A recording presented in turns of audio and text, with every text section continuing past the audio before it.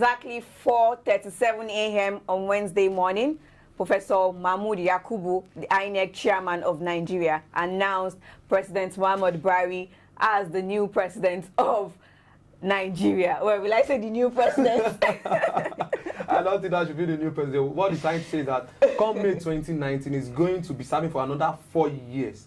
Well, that's really interesting. And we're not surprised about it. The article came second with about 11 million votes. Why Buhari 15 million? I think Buhari like the fight of every time 15 million. Last election was 15 million something. Now this is also 15 million. But congratulations. Yes. Like he said, it's taking us to the next level. We just wish. Exactly. This next level is going to be a prosperous next level. It's going to be an amazing next level. Everything next level. Because I saw the picture of Buhari doing something like this. 4 plus 4. Yes. Making it 8. So, like, is he trying to say that after this, for the next 4, after these 4 years, he won't be elected, he won't be contesting again for the president of Nigeria? Yeah, nothing. Our constitution just said 4 year first time, then you have the right to go for another time, which is making it 8. Then after 8, nothing else. You can go back to your village and do something else. But that's really interesting. Looking at the results, the person that came third is... The person that came third, it is ADC, man, yes. because...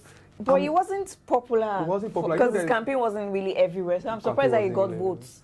Sometimes doesn't mean maybe sometimes the party is going to help you while also the individual is going to help, because when it comes to politics, the party stand a chance and also the individual also stand a chance. Definitely, maybe I think he tried to use the effort of him being an individual, maybe try to use the grassroots of a thing so that he's going to come third. Whether I come third or come fourth, and surprisingly, the popular guys we know, the Showore and yes. they did not even come at close least to Showore third came fourth to show that a lot of people have heard about Showore and they know what it stands for and they believe in his dreams and they think that he's going to achieve what it is that he has attended to achieve. Exactly. But well, congratulations to him. At least it is a stepping stone for him. He should know that he should know his strength and weakness now. And when next he would like to contest to be the president of Nigeria, he would know where to feel the holes to feel him. Exactly. And that's really amazing. Well, I'm sure the headline is just going to be filled up with congratulations to the president. Well, let's take a look at them. Starting off with the Punch News headline. Second term, I thank God, Nigerians, says Buhari. That was the speech that he released after he was given the baton of presidential candidate again for the next 4 years. Exactly, it is 2023. Senatorial polls, Akpabio, Akume, Uduaga loses. Wow. Uduaga alleges fraud, PDP protest, Omoagege's win. Well, that's all for the Punch headline. And on the Nation newspaper this morning, Buhari victory shows the Nigerians determined to move forward, says BMO. Well, why would they say so? That is the Buhari media organization.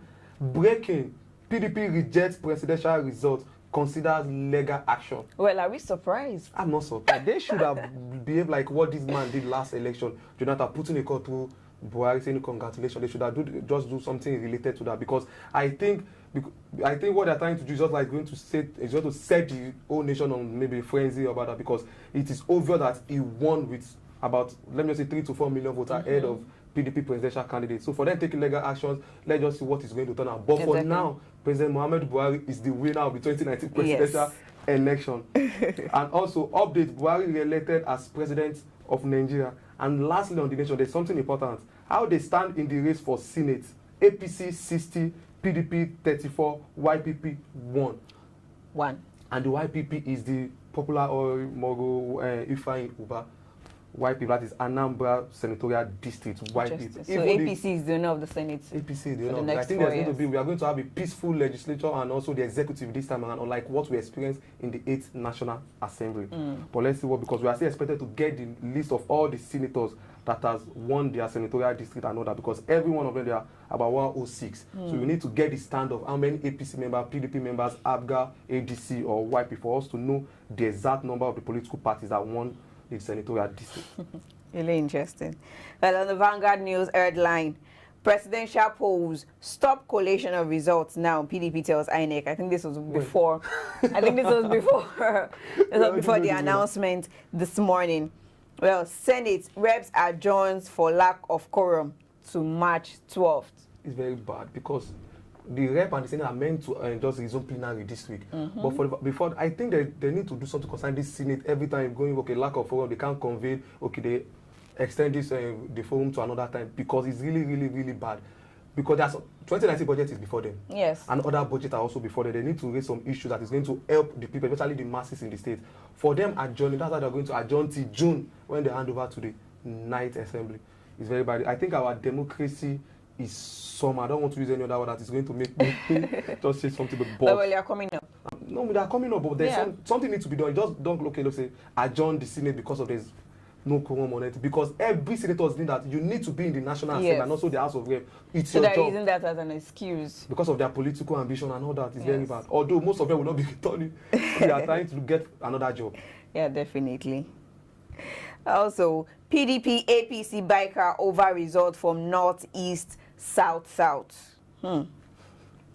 Northeast and South. Those were the major. Because. If you look, Northeast was for APC, South was for PDP. So it is this particular union that determined the votes of the presidential election, if you look at it very well. Well, that's all we have for you headlines today. Let's go on a short break. We'll be right back. Don't go anywhere.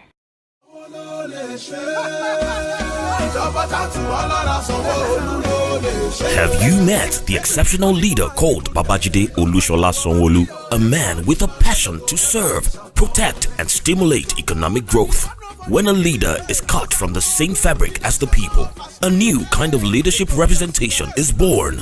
A leadership where the people are equally involved in decision-making and governance with a focus on 5 pillars of development, namely traffic management and transportation, health and environment, education and technology, making Lagos a 21st century economy, entertainment and tourism. All this will be achieved with adequate security. In this year, Babajide Olushola Sanwo-Olu is prepared and determined to take the great state of Lagos to greater heights with your support and cooperation. Vote APC. Vote Babajide Olushola Sanwo-Olu. Sanwo-Eko!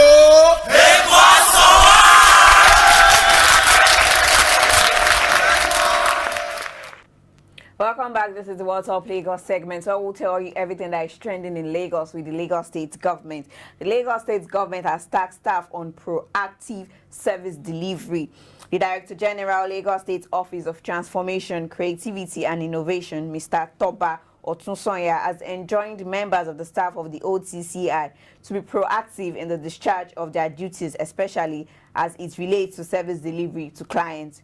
Otunsonya gave the charge while addressing the management staff of the OTCI during a service charter sensitization exercise by the Brandon One-Stop and Service Charter Department at the Secretariat, Alausa. According to him, it is essential for all staff to have a better understanding of the service charter framework and processes to enable them to deliver service more effectively. I like the fact that the Director General is trying to make sure that everybody work very well on their service delivery because most times some people say, okay, I'm a civil servant, I work for the Lagos State government, but most of them don't know what they are doing, the kind of service they are meant to deliver.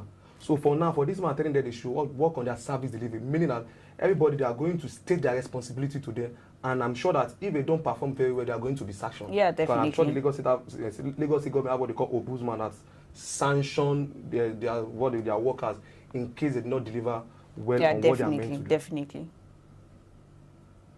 And also, there's something in Lagos. Lagos is telling us that we should maintain our public asset because they are what collective heritage. Not just because the Lagos State government is owned by them, but as long as it is for the public, it is for you, me, and I. So we should maintain it very well so that it's not going to be damaged. Because if it damages, it's going to damage our reputation in the state. Yes, Lagos State is particularly about our maintenance culture because we believe that maintenance is key. We need to maintain all of these properties that belong to each and every one of us. This is there for us to make use of, so we shouldn't damage it or cause any harm to any of these assets made available by the Lagos State government. That's all.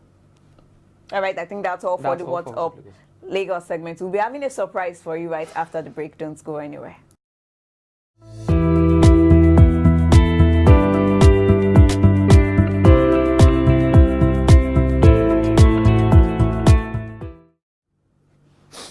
Welcome back from short break. This is Decision 2019.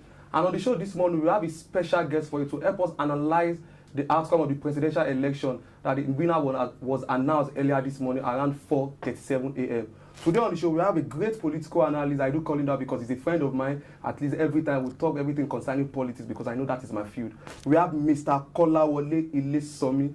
Before I give you guys the political analyst, I would like to tell you more about him. Mr. Kolawole Ilesomi is a good guy. A man who doesn't joke with politics. Actually, he's from Owo in Ondo State, the same place with the governor of Ondo State. That is Mr. Rotimi Akeredolu, but he doesn't joke with the word politics. Political analyst, you are welcome on the show, sir. Thank you very much. It's nice to be with you here. It's wonderful. Mr. Ilesomi, you know I do tell you about politics every time. I said I'm going to bring you on this show one day, and finally I will have you. Thank you very much. But there's something about the presidential election. Okay. The figure. President Muhammadu Buhari won his election with 15 million votes. Oh, yes. While Atiku that came second with 11 million votes. Yes. So I want us to look at the 2015 and the 2019 election. Because if you check the percentage for this election, okay, Buhari won with 50.8%. Atiku is 45.8%. Okay. Then looking back to 2015 election, rather, he won with just what? 53.96%, while Jonathan was 44.96%. Yeah. What really happened, sir? Actually, in comparison with the 2015 elections, I'll say, then defeating an incumbent is something we've never experienced in Nigeria. Over since 1999, return to democracy in 1999. So it was more of a keenly contested race. But the man Buhari actually made the difference. Okay. I keep telling people that any other candidate would have lost to Goodluck Jonathan then. So if you discover then it was a little bit tighter than now. But what's happening, what we experienced in the past couple of Saturday majorly, is as a result of the fact that most Nigerians are tired of the way things are. Okay. Most people are no longer the energy that enthusiasm that people put into the electoral process in the 2015 election is no longer there. So you discover that most people just go get the PVCs for the sake of getting it to use it for their bank transactions and the rest. Because if you look at the number, the registered voters, as at 2015 it was 68 million, but now it was 80-something million. Yeah. Despite that, people did not come out to vote and having the PVC. Definitely. Like I said, most people would need it in case their SIM cards gets missing or it's blocked. The only means of identification, they'll tell you a national ID card or a voter's card. So most people went to get it for the sake of getting it, but they didn't come out to vote. So they don't believe in the ideology of the president. Yeah, most people will tell you what's the essence of voting. What's the essence of voting if both my vote count? That's always a statement. And most people would say they've seen things that have happened over the past couple of years. You see the elections in Osun State and the rest. So many Nigerians are fed up. People tell you what's the essence of going out to vote when my vote doesn't count. But in comparison with the last election and this one now, I think what actually disturbed Atiku, what actually spoiled his votes was a little bit of credibility issues. That still came out to play. Initially, before the elections, we felt Atiku had a chance. Yes. But when everything started, we discovered that an average Nigerian will still not vote for Atiku. At a point, they actually drew sentimental lines. People from a particular region said they wanted Atiku, people from a particular region said they wanted Buhari. But looking at the regions, I think Buhari did fantastically well in the South-South region this time around compared to last time. Yes. Last time he was struggling to get as much as 50,000 votes in the state. But look at Akwa Ibom, getting over 170,000 votes. Even me, when I saw it, I was surprised. Look at Bayelsa. For instance, look at Rivers State. All those states are no good. I'm telling you the fact. Even in the southeast, that he lost woefully. He was able to get 70,000 in some states, though he struggled in many of the southeast states. But if you check the south, that he struggled in last term, he actually gained enough votes this time around. But if you check, what stood out was the low voter turnout. Rivers State had over 1 million votes last time. In your case now, it's obvious that Alhaji Atiku Abubakar has lost this election. Yes. So what do you think should be the outcome of Atiku Abubakar right now that he has lost the election? The aftermath. Oh, okay. Atiku is somebody who I believe he wouldn't rest. He has been trying this thing for a very long time. And then, this is actually the first time he'll be given the opportunity of contesting. Under the platform of PDP? Yes, because each time he tries, he loses the primaries. Okay, so are you trying to say that there might probably be a court case over this president? Definitely. Definitely. In fact, over the next 3 months, you'll be seeing lawyers are going to be the highest beneficiaries at this point. I become a lawyer. I'm telling you, they are going to be the ones making the money. So you see cases will be flying here and there, evidences and the rest. So we expect to see drama. Okay, well, look at what FFK, that is Femi Fani-Kayode, saying Atiku should set up another government. Imagine the government. It's actually, that statement is a treasonable one. Actually, if it were to be a government where there is an extreme level of high-handedness, he wouldn't go scot-free with such a statement. So you're trying to say we don't practice the extreme democracy? No, the thing is, even when people say things, imagine the president the other time said, whoever snatches ballot box should be dealt with seriously. You see how people welcome the news then. So you can't afford to muscle people. This is democracy. He has a right to his own opinions, but it's too extreme. Okay. And I guess he should be cautioned. And then if he goes further, I don't know, whatever he sees. We're still in Nigeria, actually, where things happen. Okay, finally, as a political analyst, can you please help us analyze what Buhari can do for us in the next 4 years since he targets the next level agenda? Okay, so people have been complaining over the past couple of years. We've seen the high rate of inflation and the rest. But for Nigerians to have entrusted their votes to him for another 4 years, he should reciprocate the kind gesture by looking at what people are complaining about, why the areas people are saying things are not moving on smoothly. He should actually look at those loopholes and see how he can make amends, especially in the area of our economy. The dollar to naira exchange issue is a problem. I know economically it's not something you do overnight. Yes, it's not rocket science, but they should look at areas on how to make our currency, our naira, add more value. And then local content also, very important. Entertainment, agriculture, though there are areas they are touching. Yes, so you have to touch on each and every area. We've seen as the oil prices came down, everything crashed. Wow. So we should know that an economy thrives on different areas, not just one. Well, like, so I feel that is the reason why you wanted to come back and finish up what you had already started. Let's just be optimistic. I believe things will definitely get better. I believe. And I'd enjoy Nigerians. Let's put all the sentiments aside. There are people who wanted Atiku to win by all means. Yes, exactly. That's someone wanted. Yes, definitely. And then I think most people are tying it tribal grounds, which I have a problem with. In the end, Buhari is a president for everyone, not for one particular. It doesn't matter where you're from, whether you're from the southeast or the south or the northeast. He's the president. He's the president of Nigeria, and I want him to understand that too. Because part of what people have been complaining about has been the going against the federal character in his appointments and the rest. So he should actually look at what people are talking about. What is it that people are saying? What are you doing that people don't like? And then see how you can make amends and get things better. I think with that, everything should be fine. Okay. Thank you very much for this insightful analysis for the presidential election. Okay, thank you so much, Mr. Ile Somikola. Mr. Ile Somikola is a very good friend of mine. At least we do argue on politics. Okay, so why are you been emphasizing on the very good friend of mine? No, I want just like people to know that for me bringing him on set, okay, for me bringing him on set, I just want him to just like analyze politics because he has been doing it behind the scenes. But I want everybody, Lagos and Nigeria beyond, to see how he's going to analyze, and I'm sure everyone has gotten the vibe of the political analysis he has done. And I'm sure we'll call you again and you'll be able to answer us. It will always be a pleasure. Always a pleasure. Okay, congratulations again to President Muhammadu Buhari for winning another 4 years in office. That is tag next level. And that's all we have for you on Decision 2019 for today. Let's see what the weather is saying. Don't go anywhere.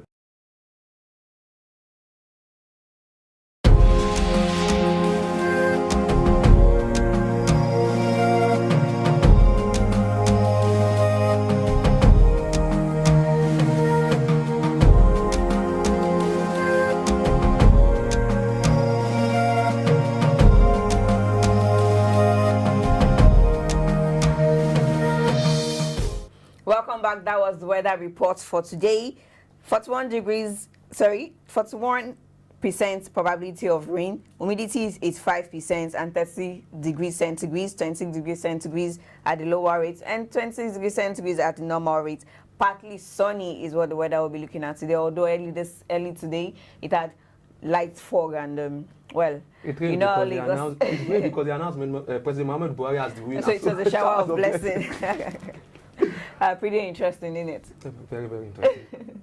So that's all we have for you today on the program. I hope you enjoyed our political analyst on the presidential election results. And please ensure you subscribe to our YouTube channel, follow us on our social media pages at Ibile TV Lagos. Drop your comments on any of our platforms and do ensure you have a blessed and wonderful day. Adeole, do you have anything to add? Congratulations, President Muhammadu Buhari. Okay, yeah, we need a joyous mood this morning. I just think I'm going to benefit from the presidency of President Muhammadu Buhari. Yeah, you benefit. The economy will be good. Hospitality will be good. We have lights. We have water. Why are you speaking for President Muhammadu Buhari? No, I'm just saying your benefits. Let me benefit. Not like, okay, I'm not going to say anything. What kind of benefit do you want? Maybe spokesperson. Well, do you have a good, lovely day, people. Bye for now. Ìjọba ta tù wá lára Sanwó-Olú lọ. Have you met the exceptional leader called Babajide Olushola Sanwo-Olu? A man with a passion to serve, protect, and stimulate economic growth. When a leader is cut from the same fabric as the people, a new kind of leadership representation is born. A leadership where the people are equally involved in decision-making and governance with a focus on 5 pillars of development, namely traffic management and transportation, health and environment, education and technology, making Lagos a 21st century economy, entertainment and tourism. All this will be achieved with adequate security. In this year, Babajide Olushola Sanwo-Olu is prepared and determined to take the great state of Lagos to greater heights with your support and cooperation. Vote APC. Vote Babajide Olushola Sanwo-Olu. Sanwo-Eko!